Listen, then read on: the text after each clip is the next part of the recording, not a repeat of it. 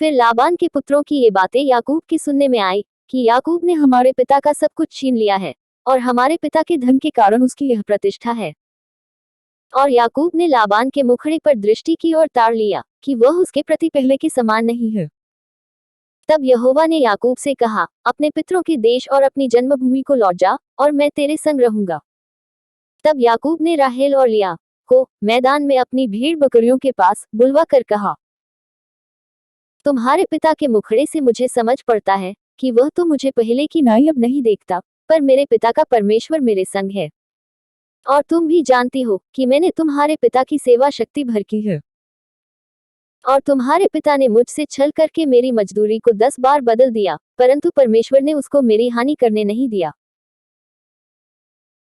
जब उसने कहा कि चित्ती वाले बच्चे तेरी मजदूरी ठहरेंगे, तब सब भेड़ बकरियां चित्ती वाले ही जमने लगी। और जब उसने कहा कि धारी वाले बच्चे तेरी मजदूरी ठहरेंगे, तब सब भेड़ बकरियां धारी वाले जनने लगी। इस रीति से परमेश्वर ने तुम्हारे पिता के पशु लेकर मुझको दे दिए।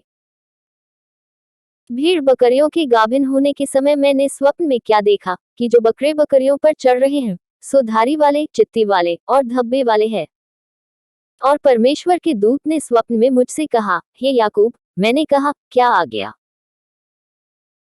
उसने कहा, आंखें उठाकर उन सब बकरों को जो बकरियों पर चढ़ रहे हैं देख कि वे धारी वाले, चित्ती वाले और धब्बे वाले हैं, क्योंकि जो कुछ लाबान तुझसे करता है सो मैंने देखा है। मैं उस बेतल का ईश्वर हूँ जहाँ तूने एक खंभे पर तेल डाल दिया और मेरी मन्नत मानी थी। अब चल, इस देश से निकलकर अपनी जन्मभूमि को लौट जा। तब राहेल और लिया ने उससे कहा, क्या हमारे पिता के घर में अब भी हमारा कुछ भाग व अंश बचा है? क्या हम उसकी दृष्टि में पराये न ठहरी? देख, उसने हमको तो बेच डाला और हमारे रूपे को खा बैठा है। सो परमेश्वर ने हमारे पिता का जितना धन ले लिया है, सो हमारा और हमारे लड़के बालों का है। अब जो कुछ परमेश्वर ने तुझसे कहा सो कर। तब याकूब ने अपने लड़के बालों और स्त्रियों को ऊंटों पर चढ़ाया, और जितने पशुओं को वह पद्दनराम में इकट्ठा करके धनाढ्य हो गया था, सबको कनान में अपने पिता इसहाक के पास जाने की मनसा से साथ ले गया। लाबान तो अपनी भेड़ों का ऊन कतरने के लिए चला गया था, और राहेल अपने पिता के गृह देवताओं को चुरा ले गई। सो याकूब लाबान अरामी के पास से चोरी से चला गया, उसको न बताया कि मैं भागा जाता हूँ। वह अपना सब कुछ लेकर भागा, और महान के पार उतरकर अपना मुंह गिलाद के पहाड़ी देश की ओर किया। तीसरे दिन लाबान को समाचार मिला कि याकूब भाग गया है। सो उसने अपने भाइयों को साथ लेकर उसका 7 दिन तक पीछा किया, और गिलाद के पहाड़ी देश में उसको जा पकड़ा। तब परमेश्वर ने रात के स्वप्न में आरामी लाबान के पास आकर कहा, सावधान रह, तू याकूब से न तो भला कहना और न बुरा। और लाबान याकूब के पास पहुंच गया। याकूब तो अपना तंबू गिलाद नाम पहाड़ी देश में खड़ा किए पड़ा था, और लाबान ने भी अपने भाइयों के साथ अपना तंबू उसी पहाड़ी देश में खड़ा किया। तब लाबान याकूब से कहने लगा, तूने यह क्या किया कि मेरे पास से चोरी से चला आया, और मेरी बेटियों को ऐसा ले आया जैसा कोई तलवार के बल से बंदी बनाए गए? तू क्यों चुपके से भाग आया और मुझसे बिना कुछ कहे मेरे पास से चोरी से चला आया? नहीं तो मैं तुझे आनंद के साथ मृदंग और वीणा बजवाते और गीत गवाते विदा करता। तूने तो मुझे अपने बेटे बेटियों को चूमने तक न दिया। तूने मूर्खता की है। तुम लोगों की हानि करने की शक्ति मेरे हाथ में तो है, पर तुम्हारे पिता के परमेश्वर ने मुझसे बीती हुई रात में कहा, सावधान रह, याकूब से न तो भला कहना और न बुरा। भला अब तू अपने पिता के घर का बड़ा अभिलाषी होकर चला आया तो चला आया, पर मेरे देवताओं को तू क्यों चुरा ले आया है? याकूब ने लाबान को उत्तर दिया, मैं यह सोचकर डर गया था कि कहीं तू अपनी बेटियों को मुझसे छीन न ले। जिस किसी के पास तू अपने देवताओं को पाए, सो जीता न बचेगा। मेरे पास तेरा जो कुछ निकले, सो भाई बंधुओं के सामने पहचान कर ले ले। क्योंकि याकूब न जानता था कि राहेल गृह देवताओं को चुरा ले आई है। यह सुनकर लाबान, याकूब और लिया और दोनों दासियों के तंबू में गया, और कुछ न मिला। तब लिया कि तंबू में से निकलकर राहेल के तंबू में गया। राहेल तो गृह देवताओं को ऊंट की काठी में रख के उन पर बैठी थी। सो लाबान ने उसके सारे तंबू में टटोलने पर भी उन्हें न पाया।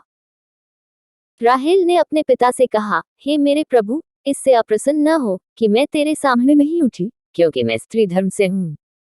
सो उसके ढूंढ करने पर भी गृह देवता उसको न मिले। तब याकूब क्रोधित होकर लाबान से झगड़ने लगा और कहा, मेरा क्या अपराध है, मेरा क्या पाप है कि तूने इतना क्रोधित होकर मेरा पीछा किया है। तूने जो मेरी सारी सामग्री को टटोल कर देखा, सो तुझको सारी सामग्री में से क्या मिला? कुछ मिला हो तो उसको यहाँ अपने और मेरे भाइयों के सामने रख दे और वे हम दोनों के बीच न्याय करें। इन 20 वर्षों से मैं तेरे पास रहा, उनमें न तो तेरी भेड़ बकरियों के गर्भ गिरे और न तेरे मेढ़ों का मांस मैंने कभी खाया।